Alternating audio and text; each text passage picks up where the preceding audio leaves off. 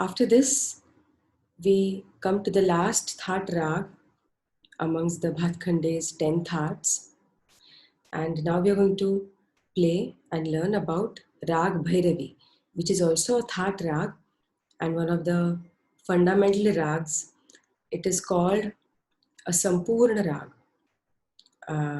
because it is usually sung in the end of the concert, and it has all the swaras. The artist, the singer can take liberty and use all the Shuddha Swaras and all the Komal and Tivra Swaras in improvisation of that rag. That is why it is also called as the Sampurna Rag. Let's listen to Rag Bhairavi.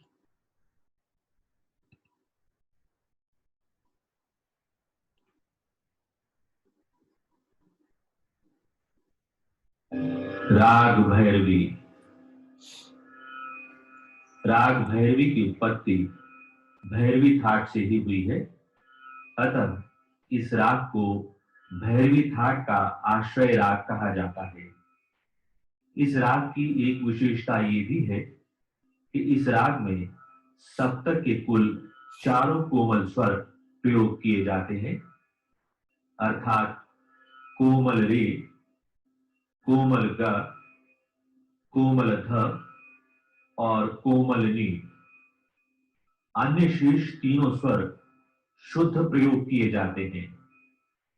इस प्रकार इसकी आरोह और अवरोह में 7 स्वर प्रयोग होने के कारण इसकी जाति संपूर्ण है।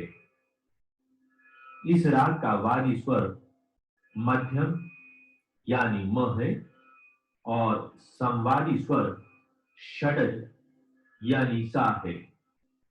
ये अत्यंत ही लोकप्रिय राग है।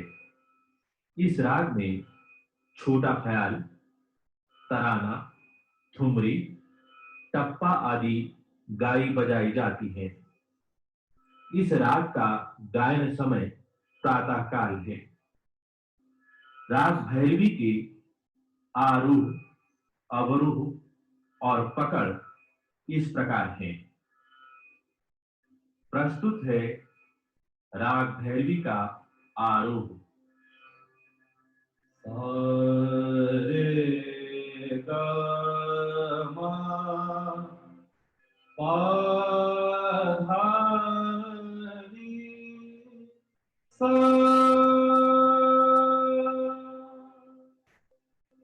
अवरोह इस प्रकार है। सा नि ध प म ग रे सा। और पकड़ इस तरह से है। म ग सा रे सा ध नि सा।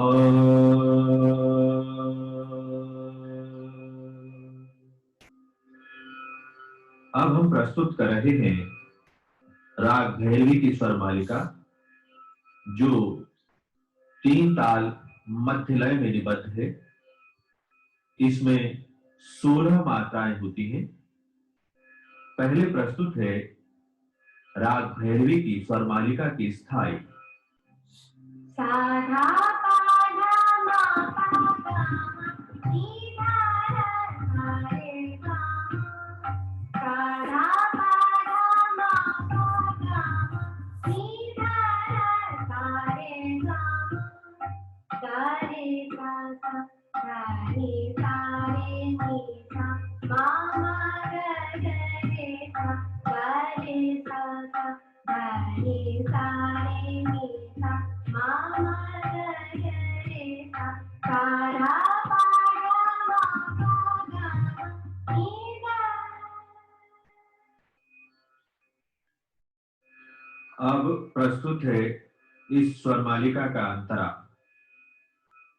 नी सा गा मा धा मा धा नी सा धा धा गा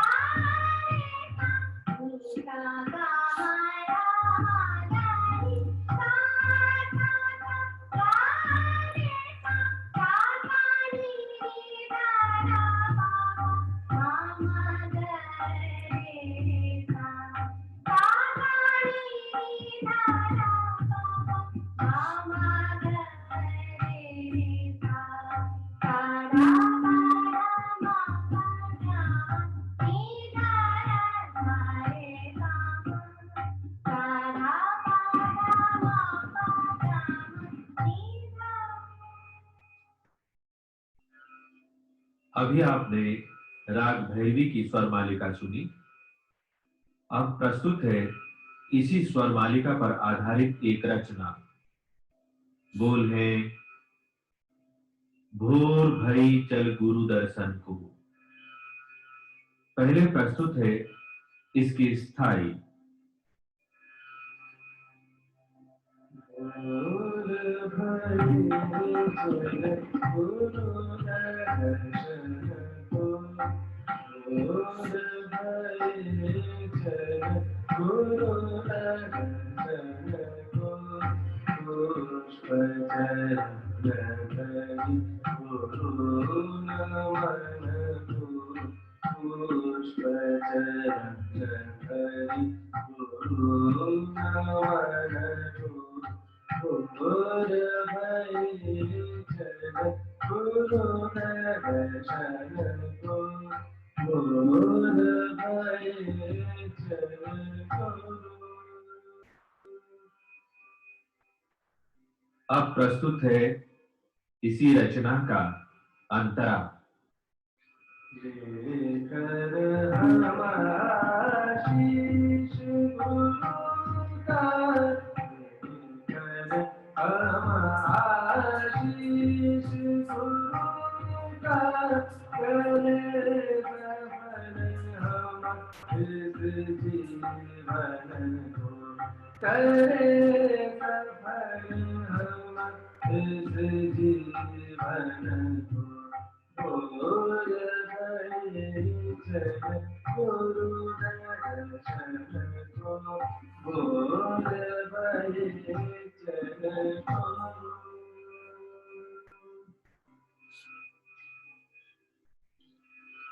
अभी आपने राग भैरवी की स्वर मालिका सुनी, साथ ही सुनी इस स्वर मालिका पर आधारित रचना।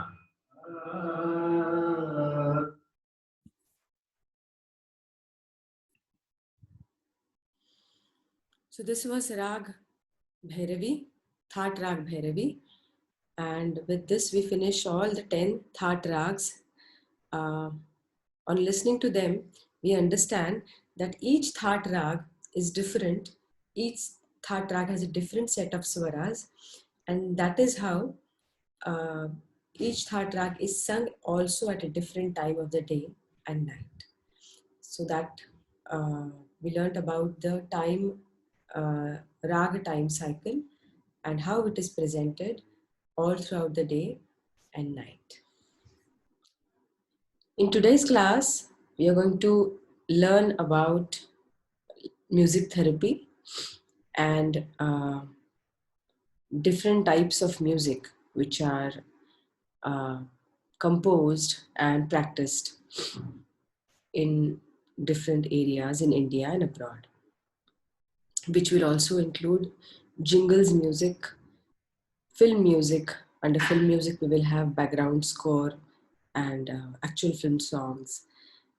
So we will be discussing about these three things today. So what do you mean by music therapy? So music therapy is comparatively a very recent study that has been done in India and even abroad. And it says that music can act as a therapy in people's lives. It can give them peace. It can recover them from various illnesses. It can give them mental peace, is what music therapy talks about.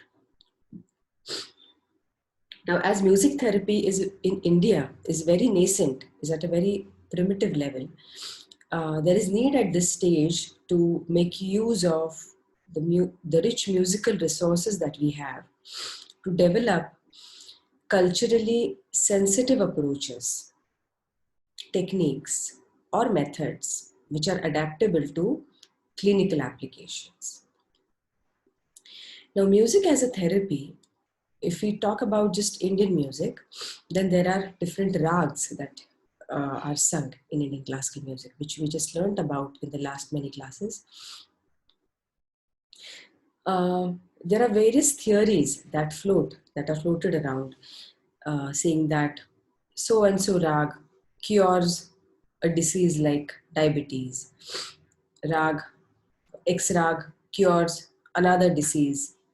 Like we have various diseases like diabetes and heart diseases and mental illnesses and different kind of disabilities that people have. And there are many theories that say, that are floated theories basically, that say that various rags can cure these illnesses. On listening to so and so rag, a particular illness can be cured. There is not much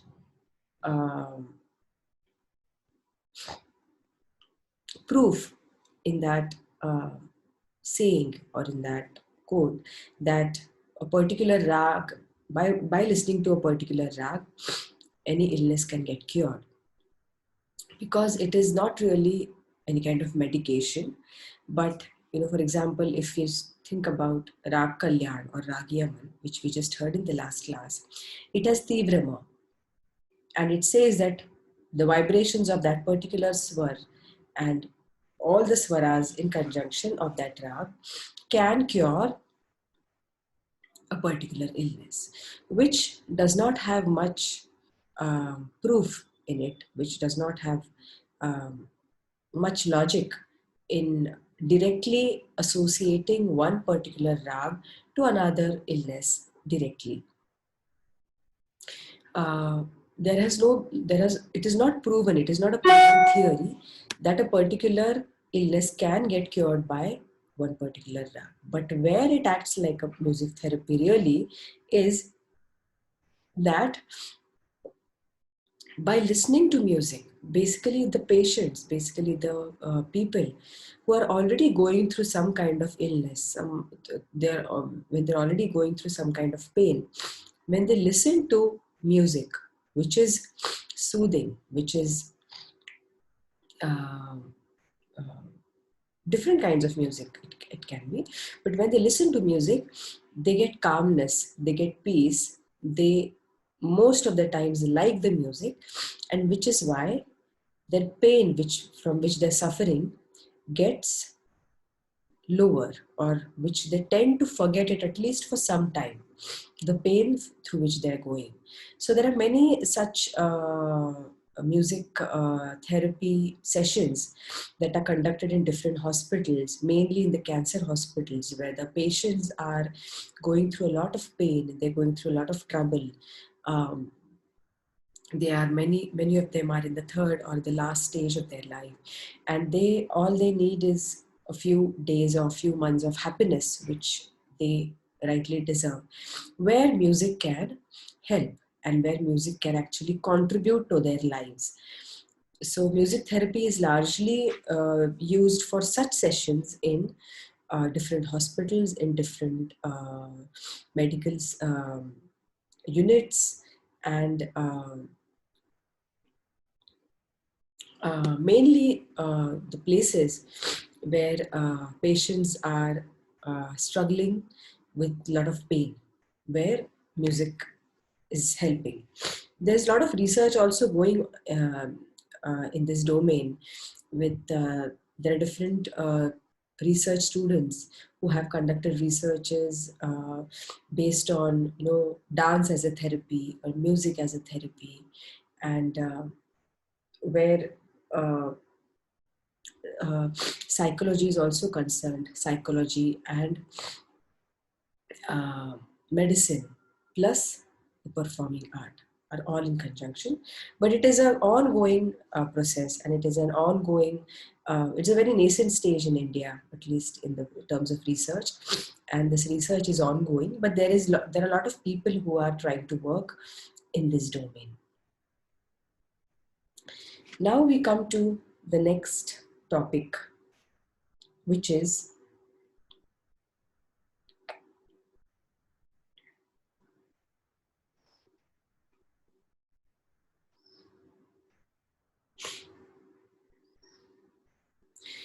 um, jingles and film music and mobile rings, basically.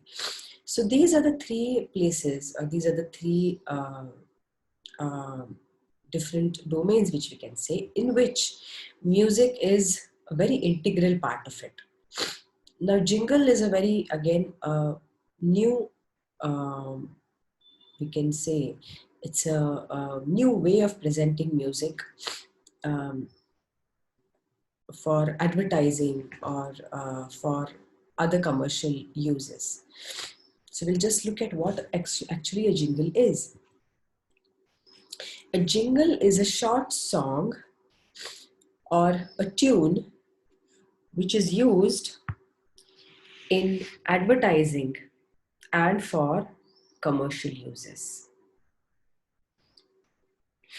Jingles are a form of sound branding. A jingle contains one or more hooks and meaning that explicitly promote the product or service being advertised, usually through the use of one or more advertising slogans.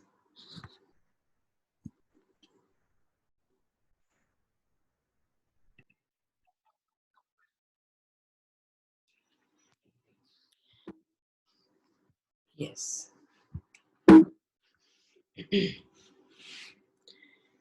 So a jingle contains one or more hooks and meaning that explicitly promote the product or service being advertised, usually through the use of one or more advertising slogans.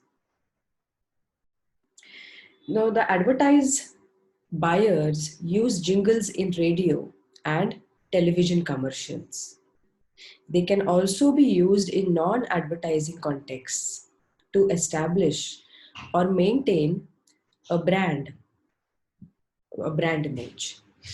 Many jingles are also created using snippets of popular songs in which lyrics are modified to appropriately advertise the products or services. Most often, the term radio jingles can be used to collectively describe all elements of radio station branding or identification. Accurately, the term in the context of radio used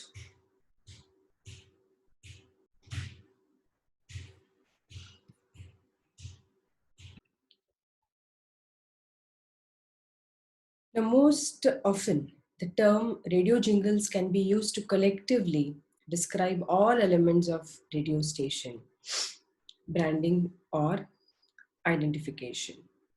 Accurately, the term in the context of radio used to describe only those station branding elements which are musical or sung. Sung jingles are the most common form of radio station branding, otherwise known as imaging. A radio jingle, therefore, is created in a studio by session singers and includes a musical representation of the radio station name and frequency. Now, the jingle form of advertising is a comparatively a new way of advertising. It is usually very short in nature, about not more than a minute. And in a minute, it is used to advertise a particular brand. So that means it has to be extremely attractive because for 1 minute, it should have the capability to attract a person's mind and attention. And then only will it get noticed. That is the main criteria. So that is the main reason of producing jingles. Main thing is to advertise. So the radio stations then subcontract to specialist radio jingle producers who create the musical sound and melody along with the recording session singers. The elements then are dispatched to the radio station in various time variations to be edited by local radio producers before being broadcast in between songs or into and out of commercial breaks. Alternatively, jingles can be made in-house by production staff.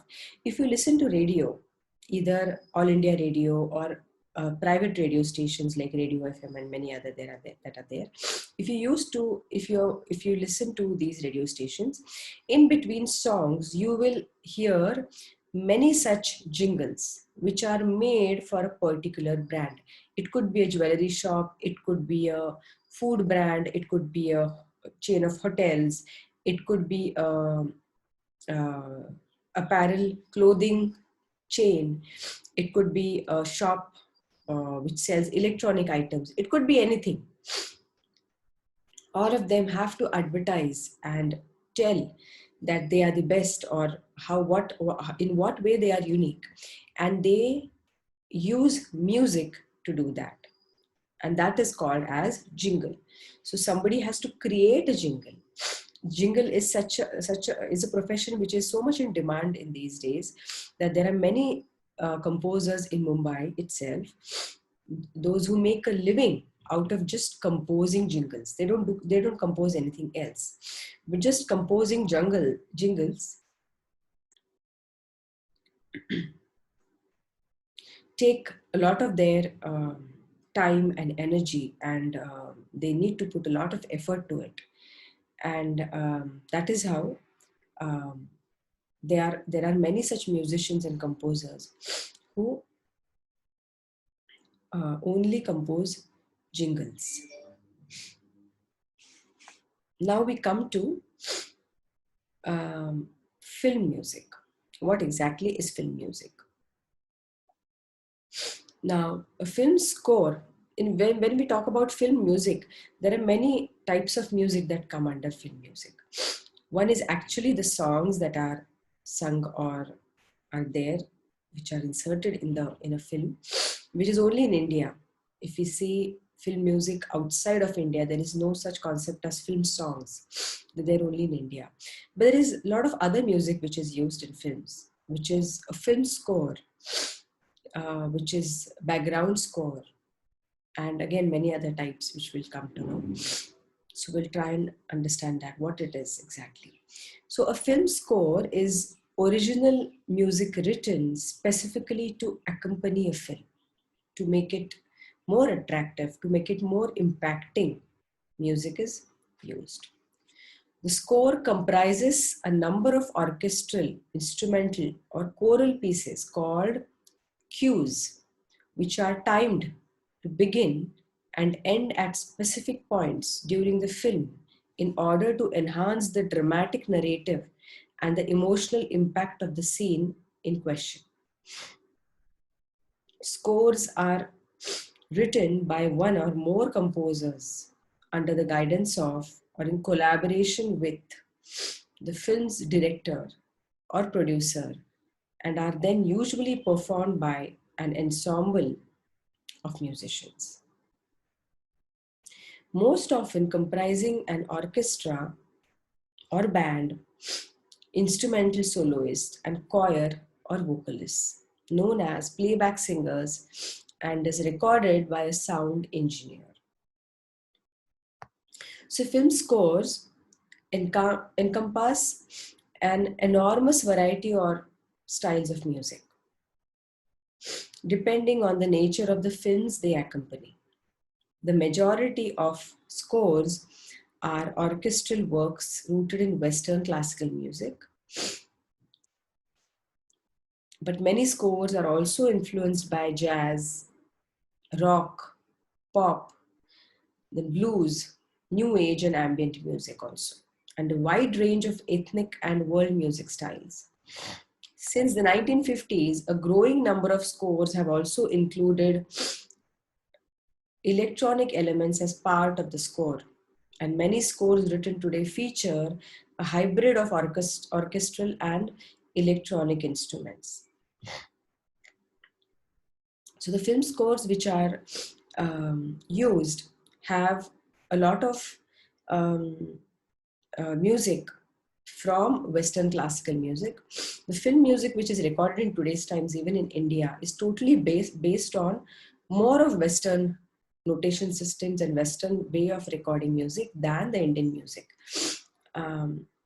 It is mainly rooted in Western classical music, But many times it is also taken from jazz and rock, pop, blues, which are the other genres than the classical music.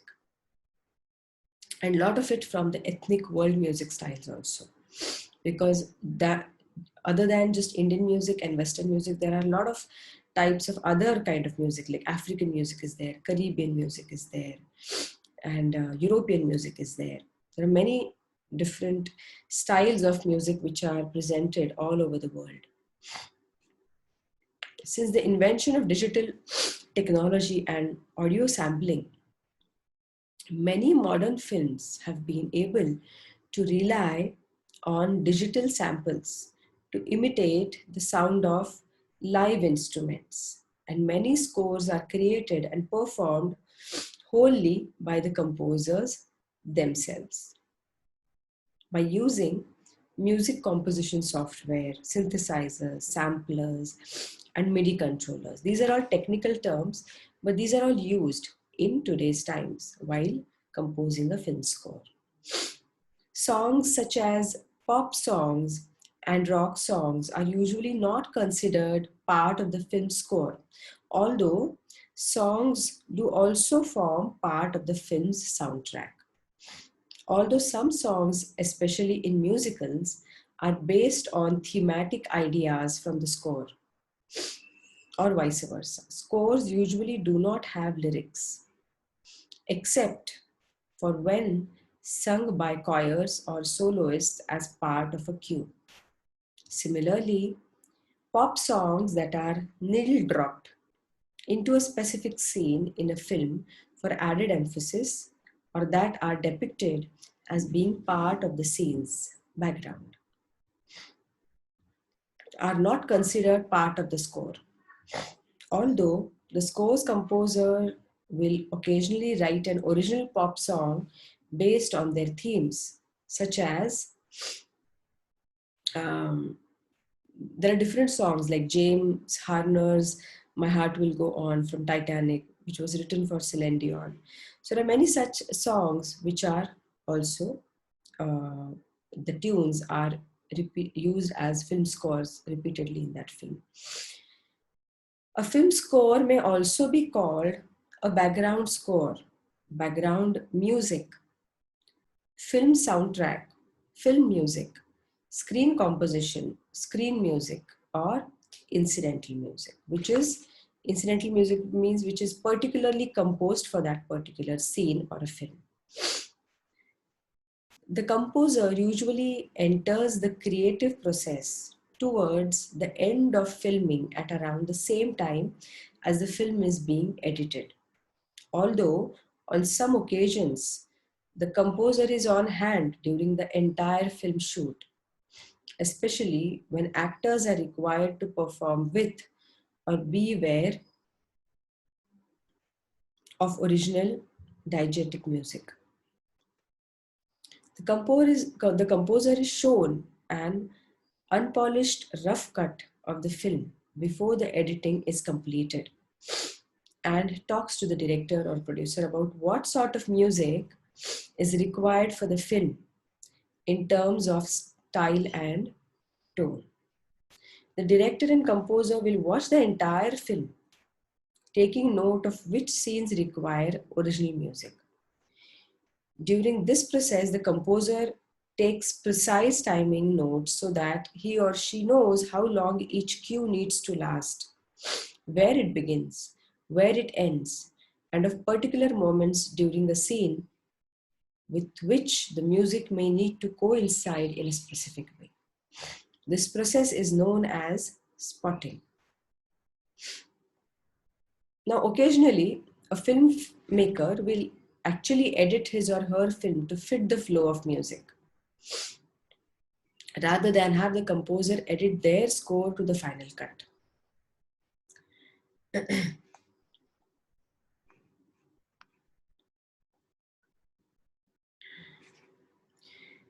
In some circumstances, a composer will be asked to write music based on his or her impressions of the script or storyboards without seeing the film itself, and has more freedom to create music without the need to adhere to specific cue lengths or mirror the emotional arc of a particular scene.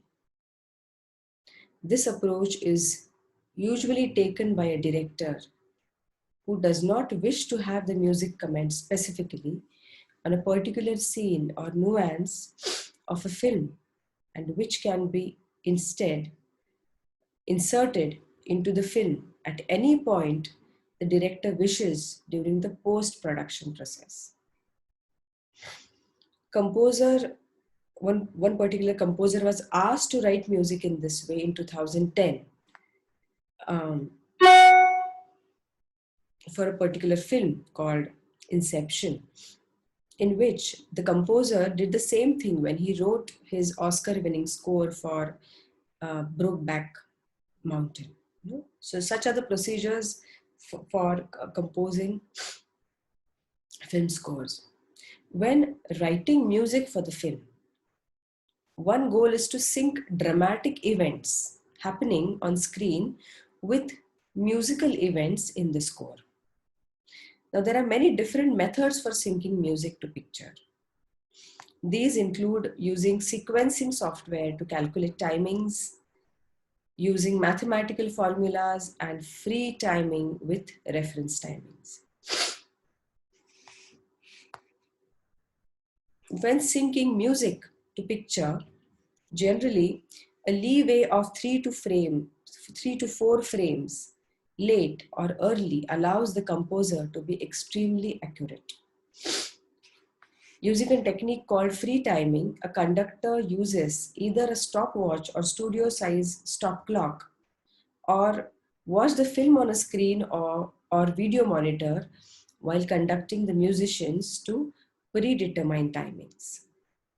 These are represented visually by vertical lines and bursts of light called punches. These are put on the film by the music editor at points specified by the composer. In both instances, the timings on the clock or lines scribed on the film have corresponding timings which are also at specific points in the composer or conductor's score.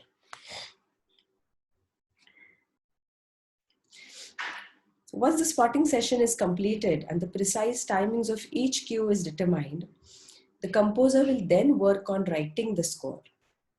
The methods of writing the score vary from composer to composer. Some composers prefer to work with a traditional pencil and paper, writing notes by hand on a staff and performing works in progress for the director on a piano, while other composers write on computers using sophisticated music composition software such as Digital Performer, Logic Pro, Finale, or there are many others. Working with software allows composers to create MIDI-based demos of cues called MIDI mockups for review by the filmmaker prior to the final orchestral recording. Now, the length of time a composer has to write the score varies from project to project, depending on the post-production schedule. A composer may have as little as 2 weeks or as much as 3 months to write the score. In normal circumstances, the actual writing processes usually lasts around 6 weeks from beginning to end. The actual musical content of a film score is wholly dependent on the type of film being scored and the emotions the director wishes the music to convey. A film score can encompass literally thousands of different combinations of instruments, ranging from full symphony orchestral ensembles to single solo instruments to rock bands to jazz combos, along with a multitude of ethnic and world music influences, soloists, vocalists, choirs, and electronic textures. The style of the music being written also varies massively from project to project and can be influenced by the time period in which the film is set, the geographic location of the film's action, and even the musical tastes of the characters. As part of their preparations for writing the score, the composer will often research different musical techniques and genres as appropriate for that specific project. As such, it is not uncommon for established film composers to be proficient at writing music in dozens of different styles. Now we come to the orchestration part of the film music composing. Now, once the music has been written, it must then be arranged or orchestrated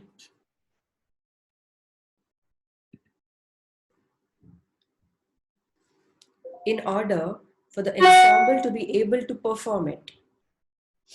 The nature and level of orchestration varies from project to project and composer to composer, but in its basic form, the orchestrator's job is to take the single line music written by the composer into instrument specific sheet music for each member of the orchestra to perform.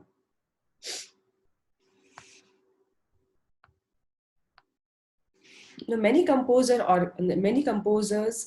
orchestrate their own scores themselves without using an additional orchestrator.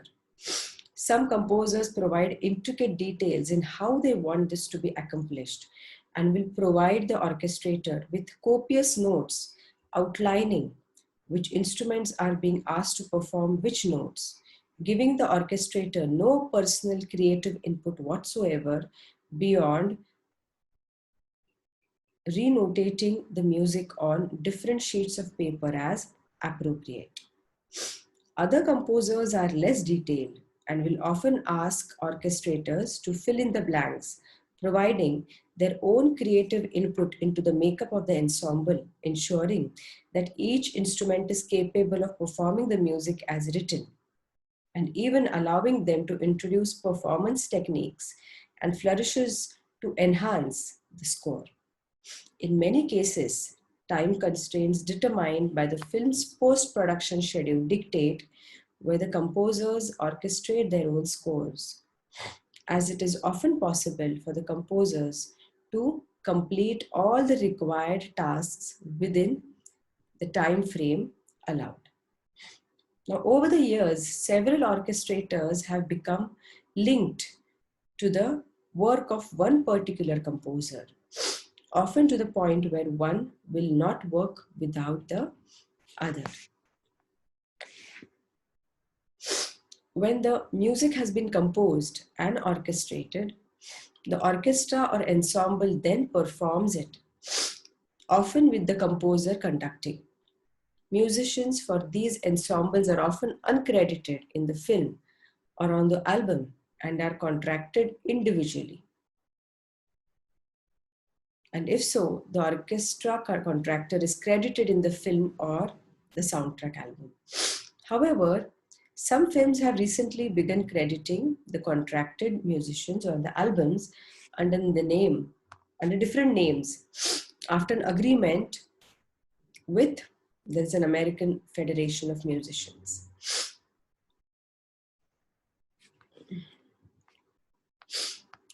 The orchestra performs in front of a large screen depicting the film.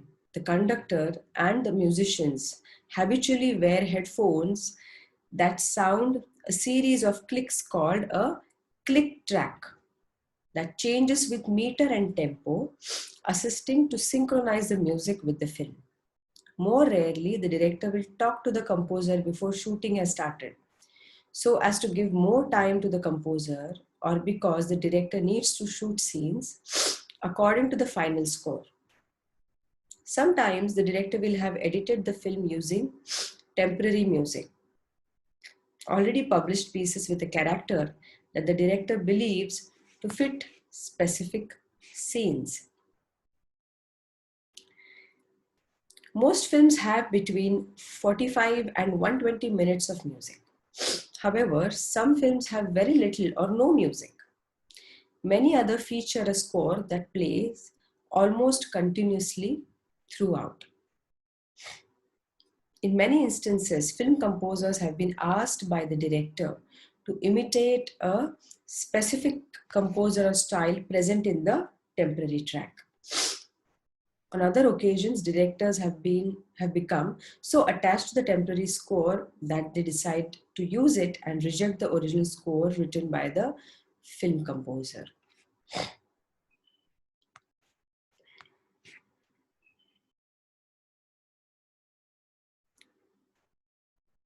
Now, films often have different themes for important characters, events, ideas, or objects. An idea often associated with um,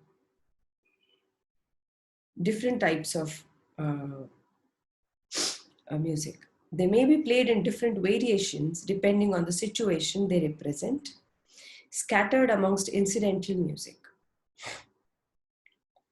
The themes for specific characters or locations are known as a motif, where the rest of the track is usually centered around a particular motif and the track develops in line with the motif.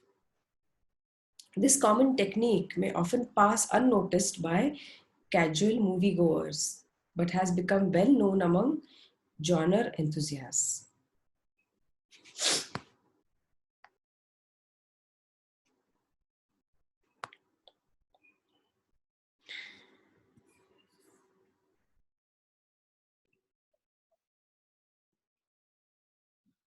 So, this is the way in which film music is recorded, is created, and written.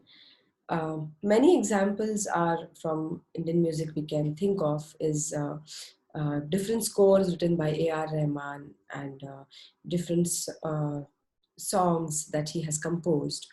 And you can understand from it that when he composes songs, particularly A.R. Rahman, the films in which he has composed have such a background score that it creates a particular kind of ambience before he starts uh, his music. Before he starts the song.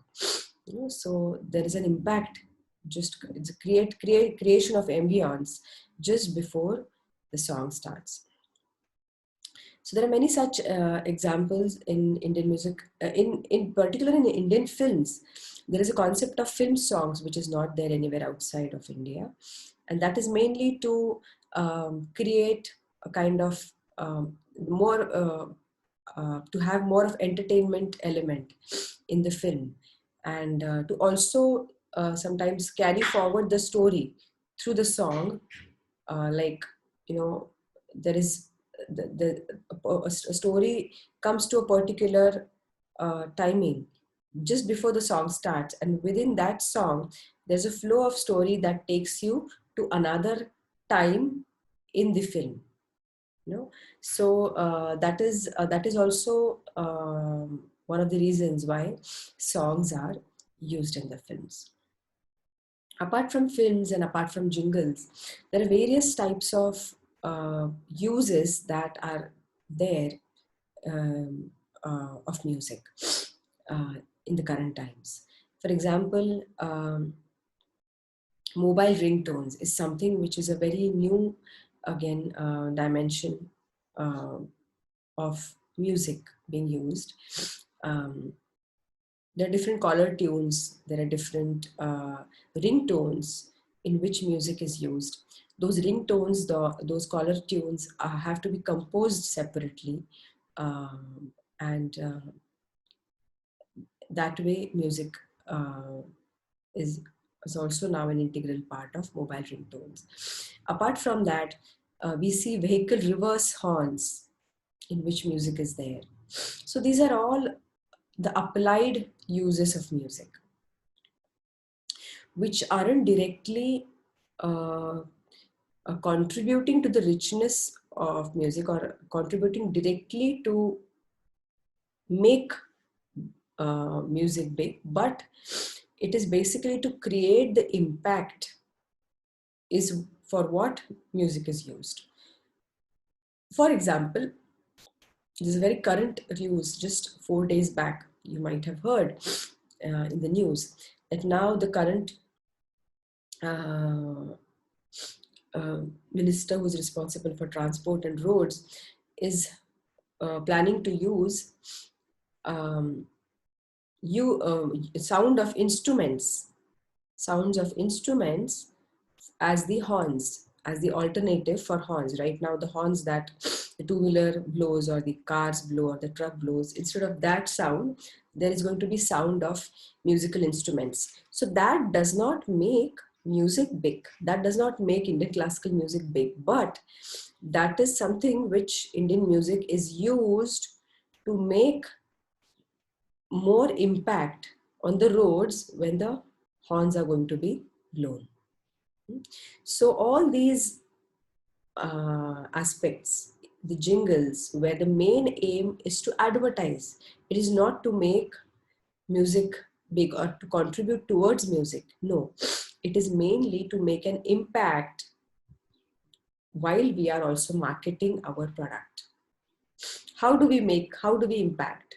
How do we make the advertisement more attractive and uh, how do we make it so attractive that the buyer should feel that, okay, this is the product I should buy? So it is all related to the psychology and also the mental aspect of the buyers, consumers, and for which music is used. Then we also discussed about film music. So again, in films, it is basically the basic genre is film. To enhance the film, to enhance the impact of the film in India, largely, film music is a very big part of it. Film songs, basically. Even in the Western films, the broad films, music is an integral part as a background score or the film score, not as songs. They hardly have any songs in their films. But as a background score, when there is an intense scene, for example, um, if in that intense scene, if music is taken out, then the impact is not much. If you see a horror movie, when we see a horror movie and we just minus the music out of it, you just try muting it. Just try muting your television and watch that horror scene. It will not make any impact. Most of the impact of such movies, such scenes, is because of music. And that is where music plays a very, very important role in making films. Then there is also the mobile ring phones, mobile ringtones, and caller tunes that we discussed, that people like to have their favorite song as a ringtone. People like to have their favorite song as a caller tune. When people call them, they like them to listen to their favorite song. Or when their phone rings, they like to have their favorite song or a tune which plays many times whenever the phone rings. And that is how, again, music has played a very important role in the mobile phone industry, which is very big now, because we see that almost everyone, each one of us, has a separate mobile phone. Earlier, if we think about times 40 years back, 30 years back, it wasn't the same case. We used to have one phone, landline phone, per family. Even before that, if we go 20 years before that, there used to be one phone in one apartment, and there used to be, usually people used to call on those numbers and give messages to the neighbors also. Today is a different time altogether. It is no more one landline per one household, but one phone per person, or even two phones per person sometimes. So mobile phone industry is a very, very big industry now, and a very growing industry now, and it has become almost a very, very important aspect of one's life.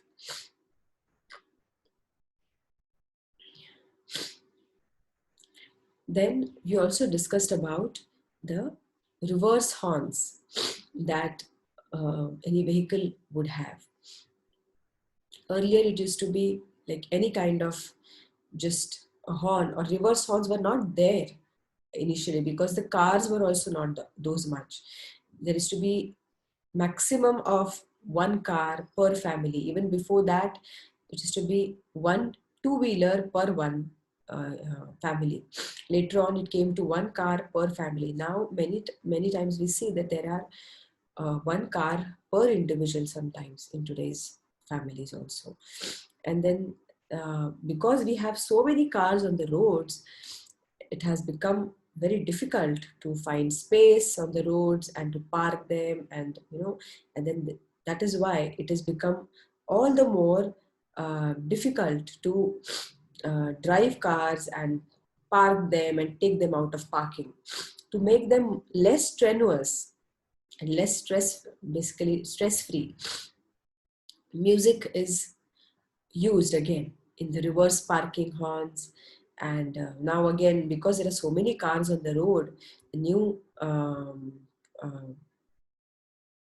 roads and transport minister has come out with an idea that let us have horns, let us have music instruments as sounds in the horns instead of the traditional horn that we've been using. So this is what do you think these uh, uh, decisions have been taken. Now, whether these horns with the musical instruments are going to really help, this time will tell, because it is yet to be implemented. This can only be proved after it is successfully implemented.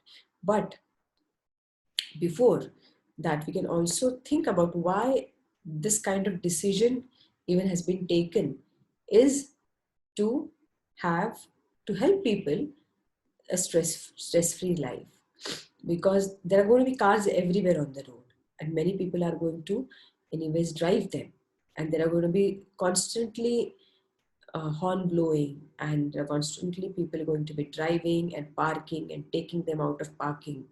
And in that, if we have, instead of having some harsh sounds, non-musical sounds, instead of that, if we have some nice ear pleasing uh, sweet sounding musical sounds, then that can prove to be, then can that can help to have a stress free life and slightly better life for the mankind, is the thought behind it.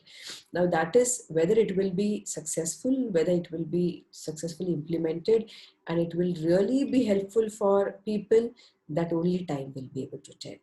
But these are the changes that we can see, that where all in what all uh, areas of human life has music been implemented. And it is in many of the uh, in many ways, in many different ways, it is proving to be extremely helpful.